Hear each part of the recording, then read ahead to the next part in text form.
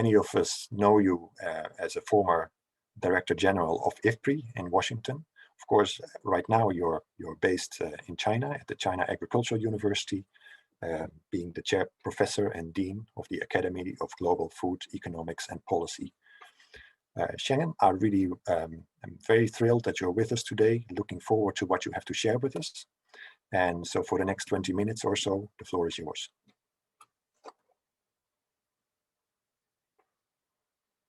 Oh. Great, thank you. Thank you, Herman. Can you hear me now? Very good, yes. So it's a really great honor to share some of the thoughts with you. So I really miss The Hague, Netherlands. I used to visit The Hague every year, present IFPRI's research findings, and announce the Global Food Policy Report. Here, I want to thank the Netherlands government in supporting IFPRI and the CGIAR. So without your support, IFPRI and the CGIAR couldn't work as it should have. Now, obviously, about a year ago, I came back to China and tried to set up a new academy to bring the Chinese perspective to global level and bring the global experience, an experience from Africa, Asia, and China. So that was my sort of plan. But the COVID-19 came just right after I arrived in Beijing. So immediately I worked with my colleagues to bring the data evidence to policymakers for them to take the right action. So today I wanted to share with you some of my thoughts, which have been derived from my engagement with several studies, the Lancet report, Healthy Diets from Sustainable Food System, and the follow report, the Food and Land Use Coalition, Growing Better report, and beyond. So I wanted to mention several issues. One is there's an urgency to work to tackle some of the challenges we're really facing. And the food system have been part of the challenges. And we can offer the solutions to transform our food system to address some of the challenges we face. And finally, I wanted to really zoom in on how technologies, policies, institutions, and individual behaviors can really be transformed to deliver great impact, tackle some of the challenges we face. I was so happy to see that the interventions, implementation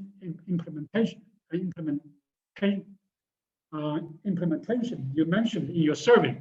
So I think these are very practical tools we really wanted to see, not just a highly conceptual, highly theoretical. So what is a food system? So food systems are the actors and interactions along the whole food value chains, from input supply, to production of crops, livestock, fish, and other agricultural commodities, to transportation, processing, retailing, wholesaling, the preparation of foods, to consumption and disposal. But meantime, the food system also includes enabling policy environment and the cultural norms around food. So the whole value chain, but in the meantime, the impact on nutrition and health, which is quite new, at least for the last 4 or 5 years, and the impact on the environment and the climate change. We know that even before COVID-19, the global hunger is on the rise. So 690, close to 700 million people suffer from hunger. If it's a business as usual, which means if we don't take any action, the number of hungry people will be increased to more than 840 million. So there's no way to achieve zero hunger. Of course, zero poverty is not possible. And on the other hand, we have other forms of malnutrition, overweight, obesity, lack of micronutrients, we call it hidden hunger. 2 billion people suffer from lack of essential micronutrients. And 2 billion people are overweight and obese. So all this together, it causes huge economic costs. It leads to lots of death and unproductive people. And on top of that, our children, more than 150 million children are stunted. And the COVID-19 obviously is a wake-up call, it's a great shock to our system. So our food system has been very vulnerable. In fact, 130 million people now are added to already existing hunger number, 130. But together, obviously, almost 800 million people who suffer from hunger and malnutrition at this moment. And an additional 6.7 million children under 5 suffer from wasting. Wasting is a symptom of acute hunger due to COVID-19. Now, obviously, we are facing tremendous climate crisis. Look at the planetary boundary on the right-hand side. Genetic diversity, phosphorus, and nitrogen overuse, they are already in red zone. And these are related to food production, to agriculture production. Even some of the areas that are in yellow zones, climate change, land system change, freshwater use, again, they are very much related to food and agriculture. And look at the left chart, the climate change. Right now, the agri-food system emits around 25 to 29% of the greenhouse gas emission. And if business as usual, so we will almost double the greenhouse gas emission from food and agriculture from up to 2050. We must take some action. So IPRI and Oxford University have done some simulation of several instruments or interventions. One is to reduce food waste and loss.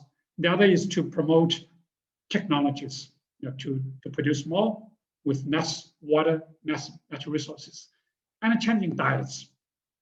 And the combination of all this, even we take all these actions together, our food system, agri-food system, will continue to emit more than 50% or maybe even 70% of carbon into our air. So we must do more. And there's urgency to deal with more. So in the past, our food system has been very vulnerable to shocks, climate shocks, high oil price, conflict, diseases, and so on.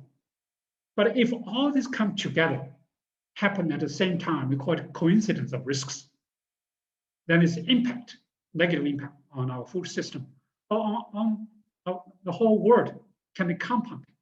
We call it perfect storms, perfect storm. So climate change, natural resource depletion, conflict, macroeconomic shocks, emerging diseases, and poor governance can accelerate as amplifier to all these risks and threats. So we call it perfect storms. And it's in my lifetime, we experienced 3, the early 70s, because of oil price, high oil price, together with droughts, together with conflict in the Middle East. So we had a food crisis in the early 1970s. Millions of people died, 5 million people died because of that crisis. Now you might remember in 2008, food price crisis. Again, it's a perfect storm. Droughts in Australia, in Argentina, then the high oil price that led to the conversion of maize to bioenergy. Then the trade restrictions, many countries begin to use export bans. So food prices skyrocketed in 6 months, in 1 year. So right now, we have not seen the perfect storm coming yet, but if we don't take action, if we are not prepared, I'm afraid if some sort of right condition come, we may face perfect storm. But many people will suffer. For example, this chart shows you that for the last 2 years, you will see the price movement at a global level. So in January, the last January, the food prices level have been highest in the last seven years, only lower than 2008 food price crisis level at that time. So we need to be prepared. We need to be alert. Part of this price spikes are due to COVID-19. The supply side begin to be tightened. Then for example, some of the transportation, some of the production system have been affected by lack of labor, lack of inputs, lack of transportation to sell their produce to markets. And indeed, some countries already begin to think of using export bans. So let's watch this. If the oil price rise, then I will be even more worried. So we need to transform our food system, and the food system must be transformed to tackle all these challenges. If you look at 17 goals, 17 SDG goals, more than half of the goals are directly related to agriculture and food. And all of them are either directly or indirectly linked to the food system. And together with my colleagues, so we prepared a report on how we're going to transform our food system using different interventions, instruments. Personally, what kind of food system we would like to see? One is of its product system. Food system must be productive. The food system must produce nutritious, healthy foods. Food system must be sustainable by using less water, less land, emit less carbon emission. But the COVID-19 really is a wake-up call to emphasize the importance of inclusion of the food system. From poor, gender inclusive, ethnically inclusive, youth inclusive. And another element is the resilience, climate resilience, adaptable to macroeconomic shocks, to health shocks, and so on. So a food system approach has been widely adopted, at least at a global level. The United Nations, so this year, the General Secretary of the United Nations will host a global food system summit. It will use the food system approach. So to address global challenges that require multidisciplinary and to consider not only agriculture, production, consumption, but also other components of the food system, retailers, food processors, technology providers, financial institutions, and equally important, the consumers. Now, I want to emphasize the instruments, interventions. I think that the poll clearly shows that you wanted to see some of the interventions, some of the practical tools we can really use to transform our food system. Technologies, policies, institutions, and individual behavior are key to food system transformation. So firstly, technological innovation. I think today or in the future, the newer technologies must have multiple wins. In the past, we were very much focused on yielding enhancement, winning yield. But today, we must also win in nutrition. We must also win in climate adaptation and resilience against diseases, against the climate change, against the droughts, against the waterlogging, and so on. So at IPRI, CGI has a very big research program called biofortification, by adding micronutrients to different staple crops. So you don't need to eat, let's say, red meat to have adequate micronutrients in your diet or in your body. Obviously, we can also add adaptation, resilience into all these different crops. Precision agriculture, digital agriculture, AI are some of the new tools we must embrace. In the meantime, some of the technologies outside of agriculture and food, for example, ICT, novel foods, ICT, using e-commerce, using the internet platform to link millions and millions of smallholders with millions and millions of consumers. We have learned quite a bit during the COVID-19. So keep the social distancing and to make sure that the food system continues to work. I think internet platform played a critical role, not only in China, in India, in Europe, but also in Africa and in Latin America. Novel foods, alternative proteins, Impossible Burger, single cell proteins.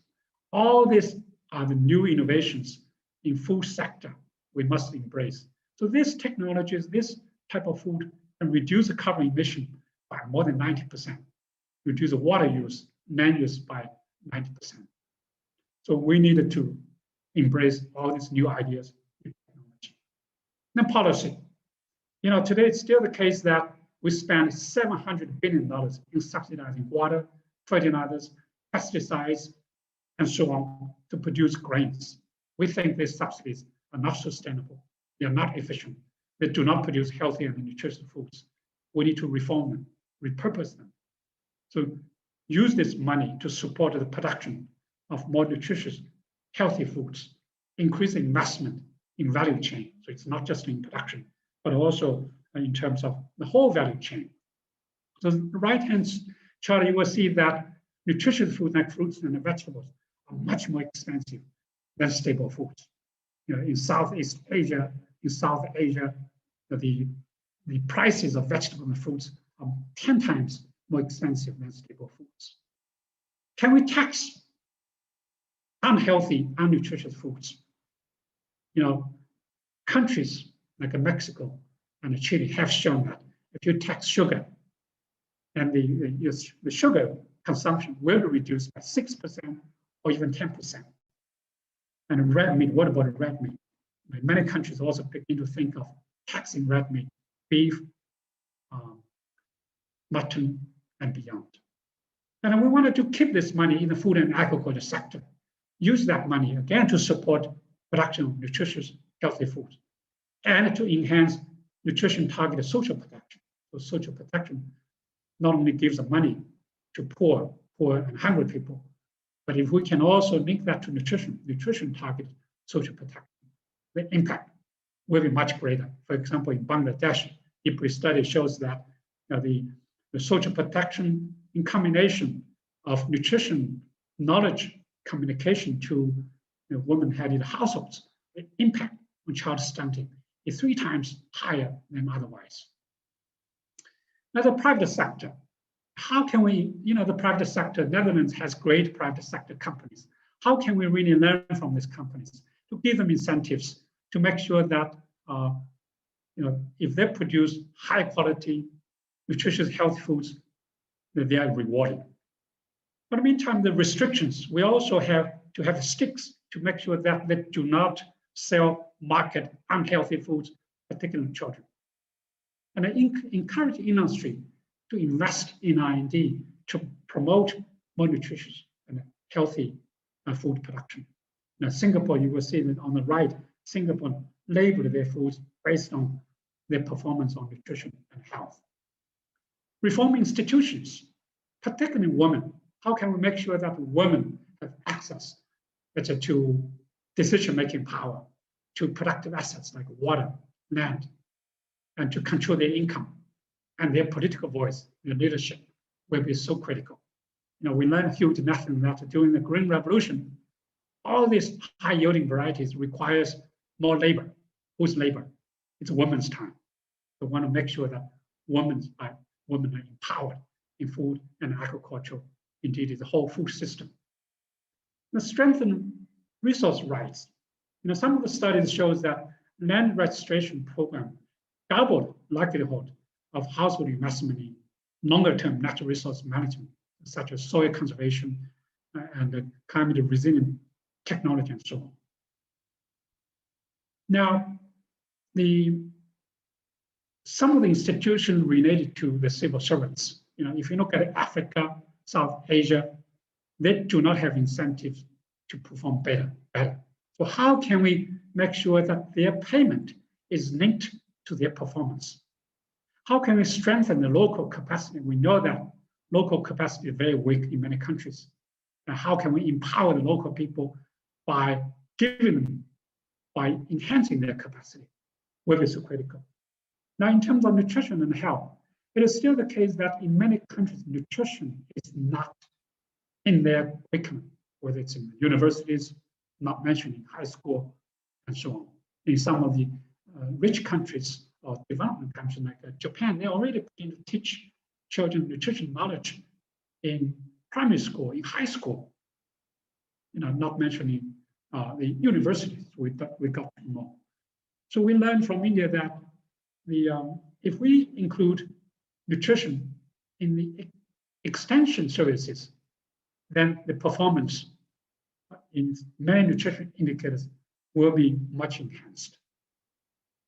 Now, consumer behavior, I think it's not just producers, not the private sector. Consumers can drive the demand, can really nurture the whole value chain development.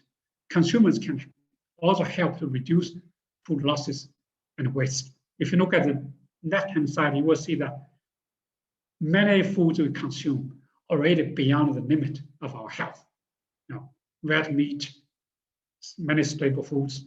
So we need to double the consumption of fruits and vegetables, reduce meat consumption by half, even by 2/3. So I wanted to offer the final 3 observations. The one is there is really urgency for us to transform our food system to tackle some of the complex challenges. And to tackle these multiple challenges requires a coordinated approach, a food system approach. And the policies, technologies, institutions, and individual behavior are key. So let's think about it. When we eat, we always think about our health through the enhanced nutrition. But don't forget, what we eat also matters to our earth, our climate, our environment. Thank you very much.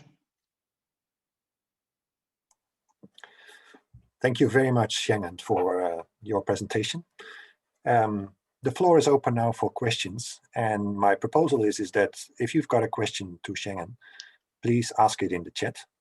You may, of course, realize that we won't have enough time during this call to answer all the questions. So I hope you allow me, together with my colleague Just, to make a pre-selection from some of the questions that may appear and offer them to Shenggen to speak to. So I'd like to start off, Shenggen, with a question asked by Melle Leenstra. I think it's immediately a very practical question. He states that food system thinking may be in the heads of some international policymakers, but most actors in, for example, Egypt and Jordan, where he works with, they still work in silos. So how do you stimulate a food systems approach when you want to be demand-driven? Well, Mela, thank you for that good question. In fact, earlier this year, maybe even last year, we engaged with FAO MENA region, through several workshop seminars, and even some of the programs. IPRI has a pretty large research program there, supported by European Union, USAID, and others. So we are indeed trying to bring the data evidence to policymakers, not at the global level, but also at the country level. I do think something begin to happen in Egypt. One is the policy issue, subsidies. So they have reformed their subsidies, water subsidy, or the coupons, the outprice subsidies, consumption subsidies, to make sure that we do not provide the wrong incentive for consumers to consume the wrong stuff. And obviously investment in technology, fruits, vegetables, and healthy, nutritious food production and so on. But more needs to be done. I think in Middle East countries, huge, it's large. They're still struggling with the conflict. I think once the conflict is finished, once COVID-19 is gone, we need to rethink of a food system we want to engage with not just the government, but also civil societies, the farmers group, consumers group, really move the needles forward. I think the challenge is there, but I begin to see some positive signs in many Middle East countries, particularly from the subsidy side. Thank you, Shenggen. Another question from Gelare Nader. A lot of time I get the question why we need to influence the consumer behavior on another side of the world. Is it our role? And how is Netherlands in short term profiting from this?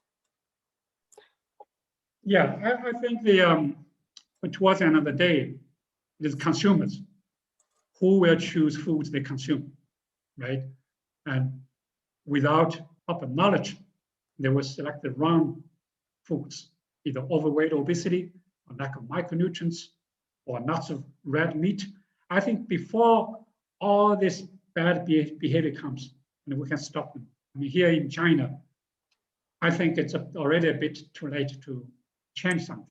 The meat consumption here is already probably 2 times higher than the standard, than the one the human body needs. So I think, particularly in Africa, can we alert the problems ahead of everything? We call it double duty, double duty or double burden, right? So can we change our food system, tackle on the one hand undernutrition, on the other hand overnutrition, so double burden, and using sort of double duties or double opportunities to change that. I think the food system, if we transform the food system, we can tackle these two challenges together. For example, if the consumers' diets begin to shift towards more, let's say, fruits, vegetables, whole grain, some high quality animal proteins, dairy products, eggs, and so on. I think before bad things happen, we can change that. Now, how Netherlands can benefit? Here, in fact, I visited your embassy here in China. I even met the ambassador here, the Agriculture Council, just I think probably in December. We have had a very good communication. I mean, Netherlands investment, Netherlands knowledge sharing. For example, Wageningen, have vast network of students here in China. But by the way, I begin to have lots of so-called sandwich students with Wageningen, 2+2, 3+1, 3 years in Wageningen, 1 year in Beijing, or 2 years in Beijing, 2 in Wageningen. I think the knowledge sharing between Netherlands and the other side of the world will help to change. That's not only the policymakers, not only private sectors, but also consumers, knowledge, information, and finally, their behavior. Thank you. The next question is the one that Paul van der Locht posed in the chat. Is the Food System Summit getting ready to deal with the politically sensitive issues like food subsidies? And if not, who should take the lead? Yeah, firstly, there are lots of actions, discussion at a global level on Food System Summit. In Washington, Paris, probably Copenhagen, and so on. All these headquarters, capitals in rich countries. But when you move down to India, China, Brazil, or Nairobi, they rarely heard about the Food System Summit. That has been a problem. How can we really transform a global movement to national actions?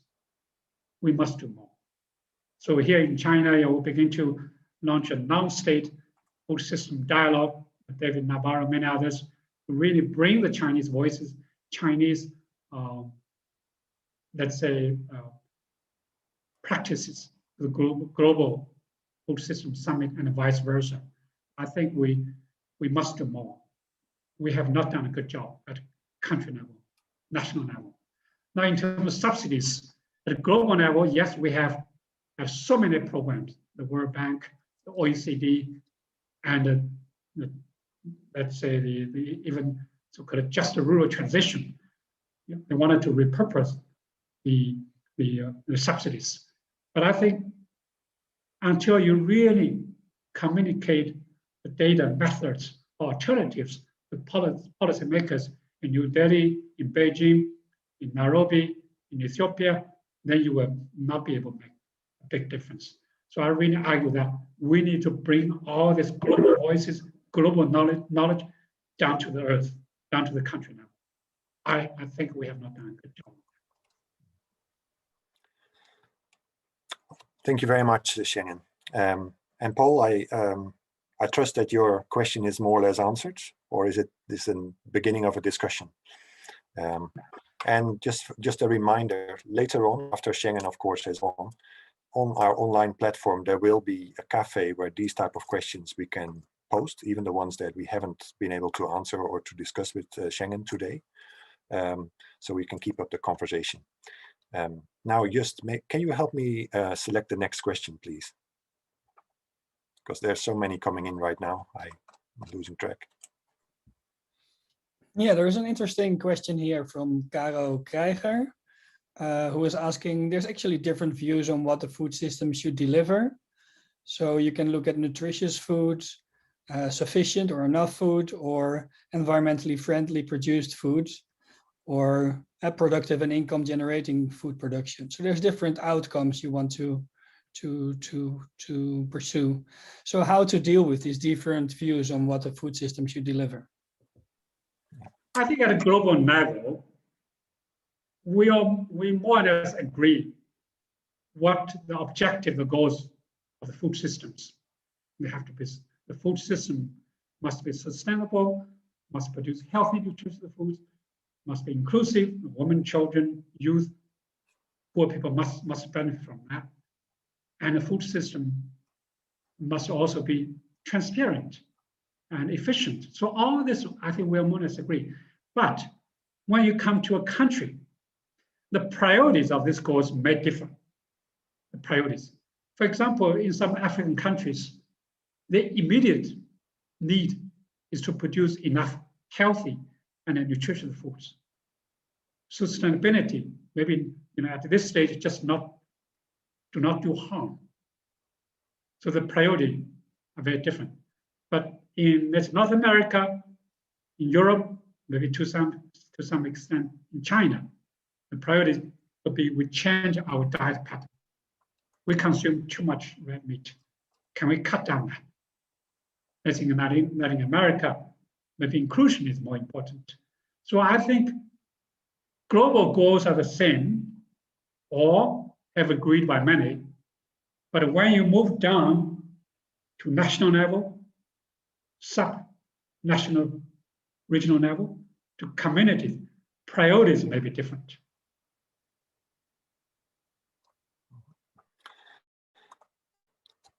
Okay, thank you, Shenggen. I'm moving on to a next question, which is the one posed by Timo Gaasbeek. And let me just scroll and find it back.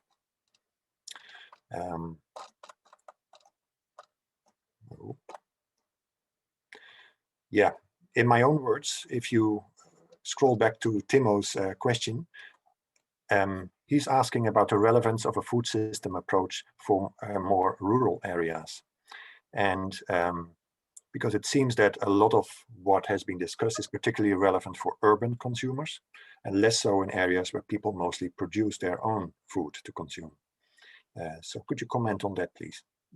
No, absolutely. So the food systems actually provide a great opportunity to integrate rural areas and urban areas. So for example, in Africa, let's say in Lagos, the urban consumers consume imported foods, pasta or bread. But in the meantime, just 30 kilometers away, the smallholders can produce healthy, nutritious fruits, vegetables, fish, chicken, and so on. And there's a dispute that food system didn't work. So we must change that to make sure that the value chain there can work.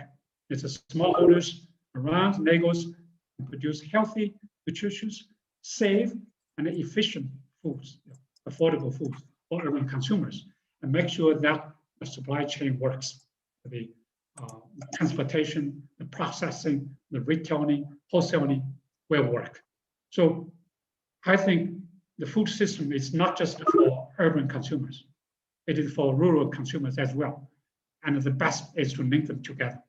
Now, there is a trend of promoting urban farming system, vertical farming and factory farming and so on. Yeah, for some countries like Singapore, they can do it.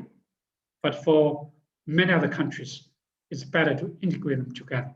That's indeed the food system concept. You link everybody, the whole value chain together, instead of rural versus urban, poor versus rich, and consumers versus producers. Maybe one final question, because before we go to the next segment, is the one from Gretkits Nieuwenveld, if I'm right. She's a colleague who's based in Hungary and Serbia.